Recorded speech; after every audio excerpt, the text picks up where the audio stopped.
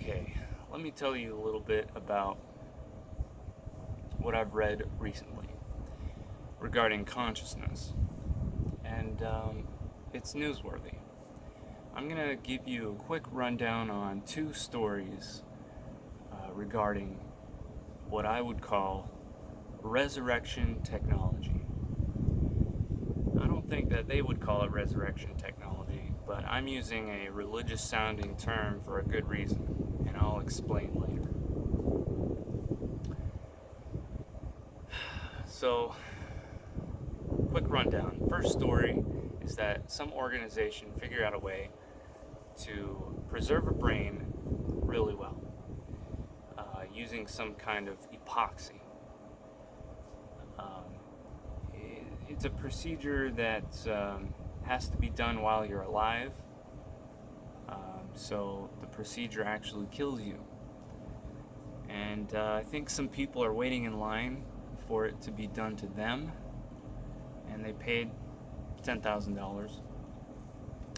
Personally, I wouldn't trust an organization like that to preserve my brain. I would have a trusted person do it, and then I would build a crypt or something that was hidden. I don't want my preserved brain to be found 100 years later and put in a museum, if you know what I mean. So the second story is that another group of people have found out a way to take a brain that's dead for a few hours and by pumping some kind of fluid through it, revive it to a certain degree. And that's it. Those are the stories. Those are the news stories. And so that technology, a lot of people are working on that vein of technology because, well, it's simple.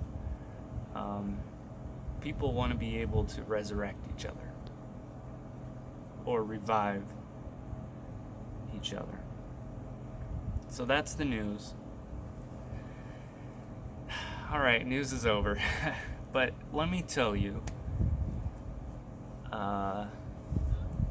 some interesting takes on this whole situation.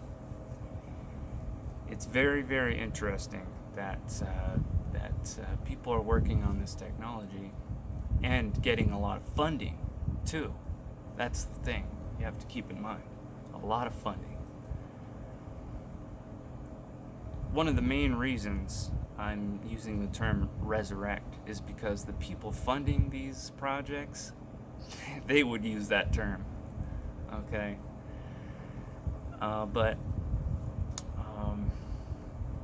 So the really interesting thing is that today in the West, in Western culture, postmodern West, most people, regardless of their belief system, they believe that whatever happens to your body after you die doesn't really matter. Pretty much all postmodern Western people believe that. Westerners didn't believe that, maybe a few decades ago, a generation or so ago. And people outside of the West don't really believe that. And I would say that Catholicism is still, I think they place an importance. But you might be saying, why would someone care? I mean, you're dead. It doesn't matter. Let me just break down the different kinds of beliefs that you would see and why they would believe what they do. So firstly, you'd have, let's say, idealists. The kind of people who say, morality is like a cultural phenomenon and you can raise a girl to be a boy and whatnot. Idealists.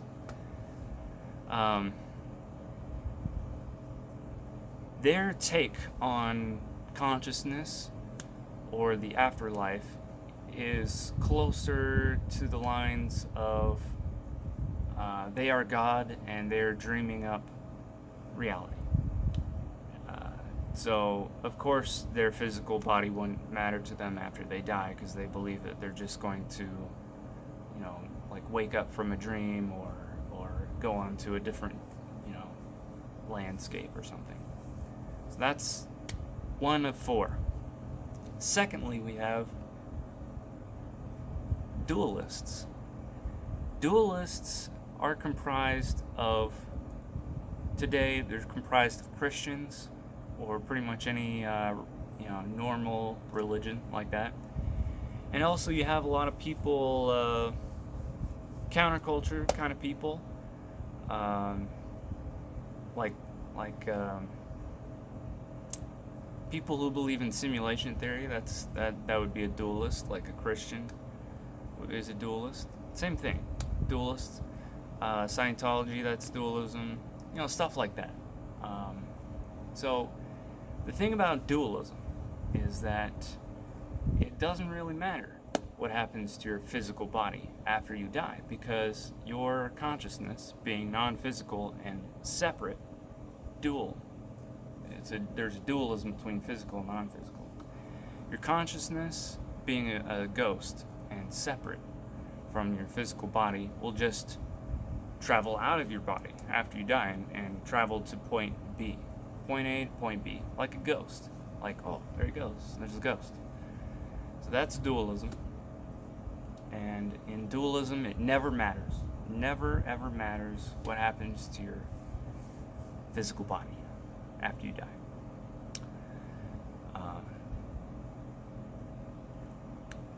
And then you have physicalists. Physicalists are people who say that your consciousness doesn't really exist. It's kind of like an illusion. So,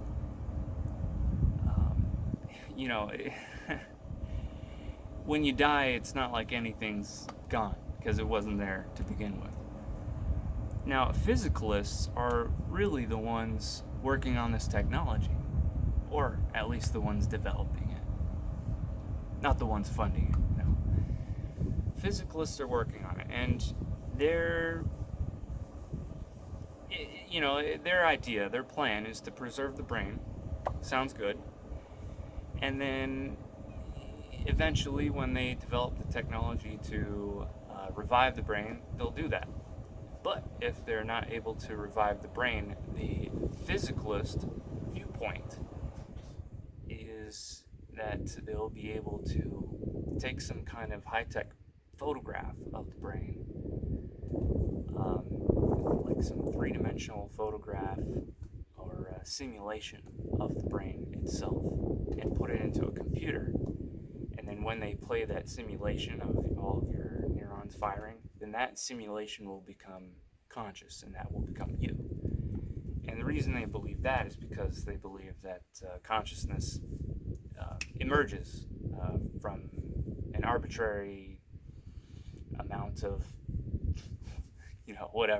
amount of chaos, arbitrary amount of, whatever they decide to use that day.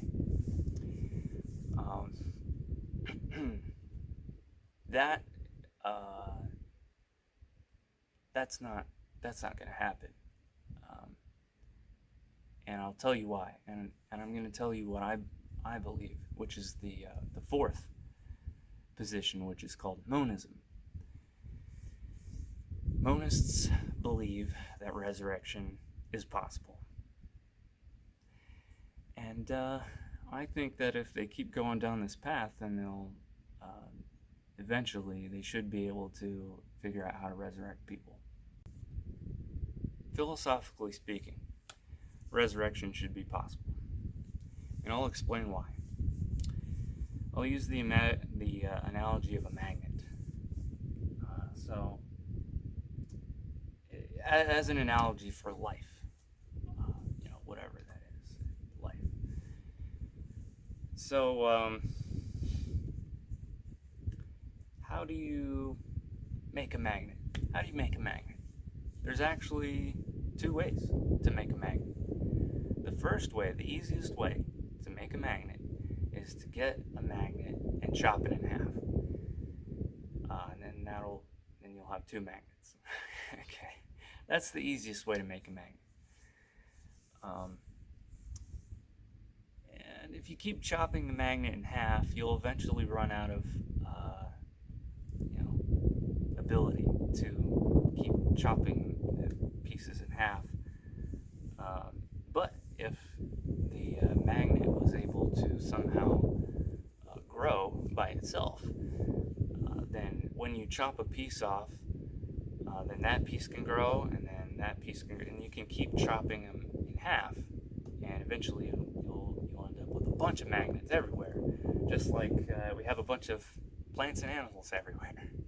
That's basically how life is born. You had life there already, and a piece of it got chopped off, and it started growing. That's how life works. But there's another way to make a magnet, and this is how they make magnets commercially.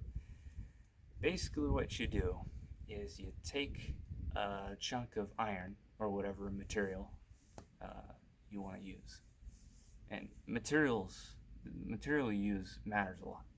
By the way, that's important. So what you do is you take a chunk of iron, for example, which is not magnetic, and you stick it into a solenoid, which is in a circuit in which DC current is going through it, and then the electrical fields from the solenoid orient all of the domains, or the small parts of the chunk of iron. The fields orient or align the particles in one direction, in the direction that actually, in a physical direction, that way, whichever way the solenoid is pointing. Okay, so iron is a good material for that, because it's easier to align the parts, and they tend to like to stay oriented in the same position, especially if it's a solid chunk of iron. But the $1,000,000 question is, why does that happen? Why can you do that? Why can you take some chunk of something that's not magnetic at all and turn it into a magnet? Well, the answer simply is that the iron is already magnetic. Or actually, the smallest parts of the iron are magnetic. And there are these little magnets within the iron called domains, and they're just not oriented.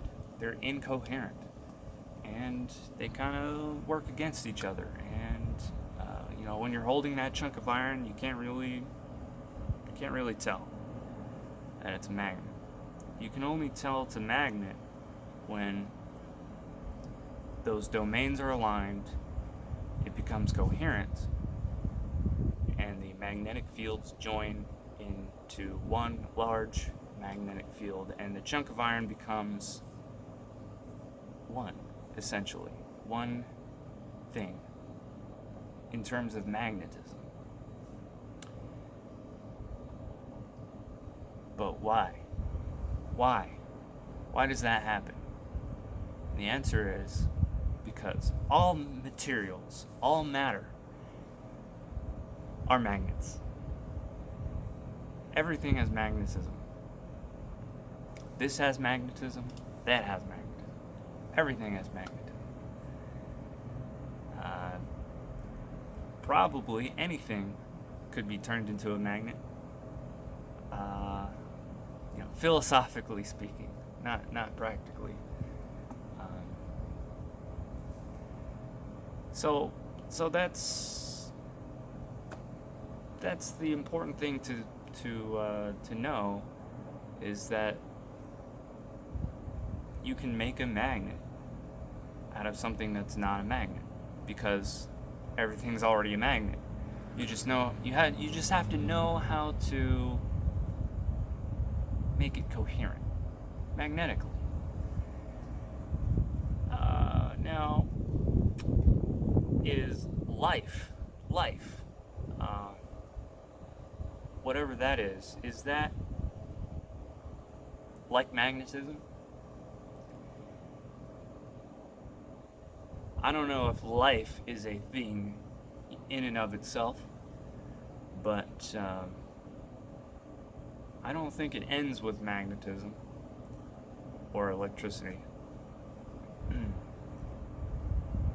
I think that all matter has certain characteristics inherent to it,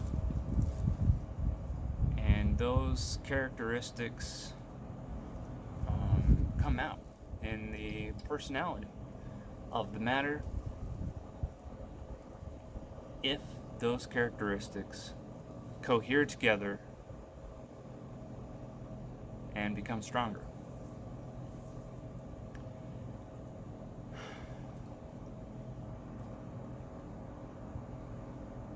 For a long time, the question has been, what's the difference between a living thing and the thing that has just died?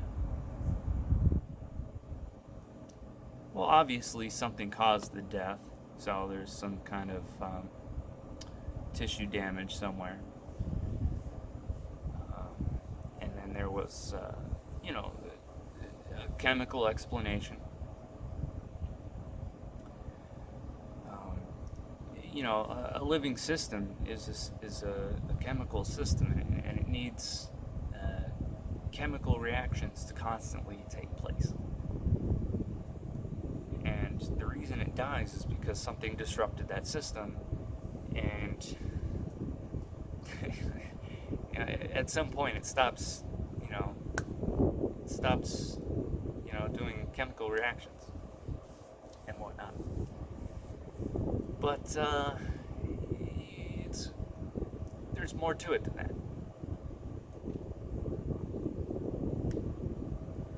There's more to it than that. Something is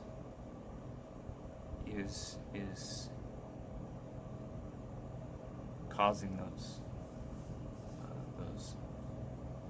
those chemical reactions to work in sync.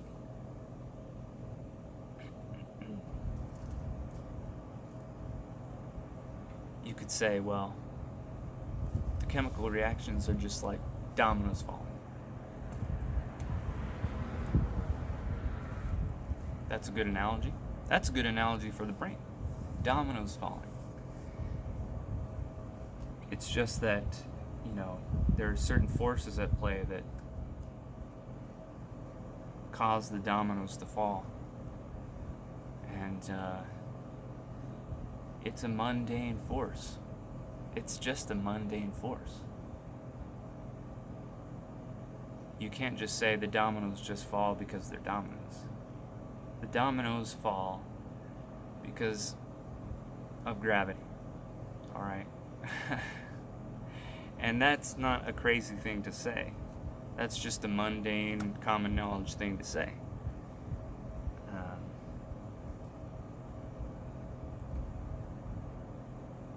That thing's alive, that thing's not. Everyone knows the difference. It's common knowledge. It's a simple concept.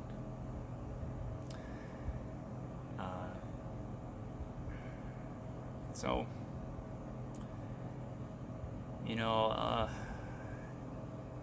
I always keep having to go back to this topic of Christianity, and I think it's important to understand. Even if you're not a Christian, it's important to understand what's happened culturally to everyone, not just the Christians. They're just an example. The Bible describes heaven not as like another dimension or like up in the clouds or something. The Bible describes heaven as a time period on earth in which people have a physical body and eat fruit. And the diet thing is important because it has to do with ethics, but I could go on forever about that. The point is that Christianity is a monist religion.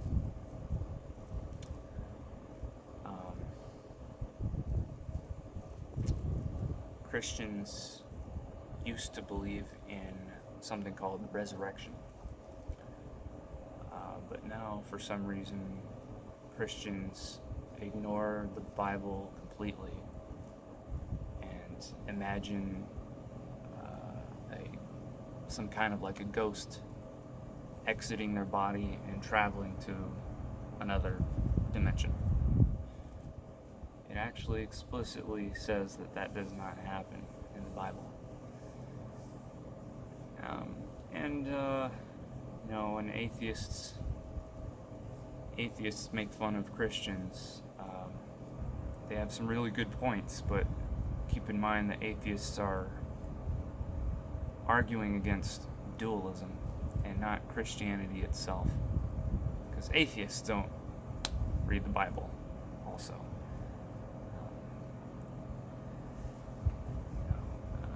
Christianity is really at the core monist, and only recently, due to our major cultural, ontological, spiritual disruption in the West due to postmodernism, Christianity changed. It used to be monist.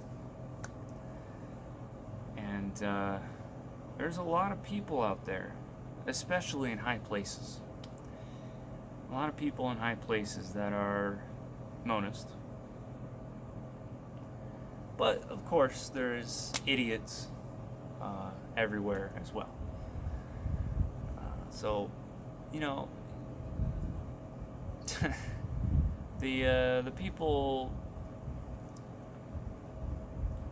The people funding these projects are not,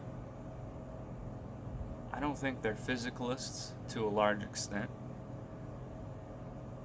I think that they're a variety of monists.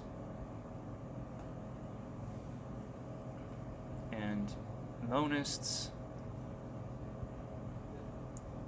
think that it is very, very important what happens to your body after you die. And that's why monist religions place a big importance on preserving one's dead body and hiding it somewhere in the ground. And the reason why is because it's possible, it's probable for, at some point in the future,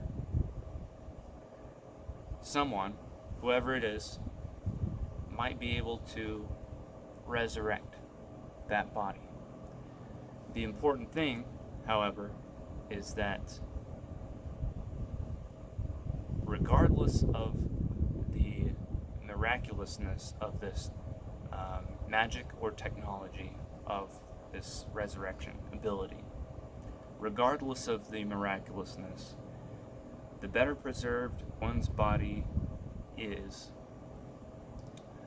the better of a chance that body could be resurrected or copied somehow. If you had to choose between there's one bone left of you or nothing, dust spread across the globe, what do you think it would be easier to resurrect? The bone. At least there's a bone there. So a lot of religions they keep track of people's remains, keep them safe. Uh, that technology isn't really, you don't hear about it a lot. Partially because it's like, oh, everyone knows you can't resurrect people. But also because it's such a widely held belief that it just doesn't matter what happens to your body after you die. Once they're successful, though, it would obviously change the planet. I already think it's that important. I think it's the most important uh, technology that could be being developed right now.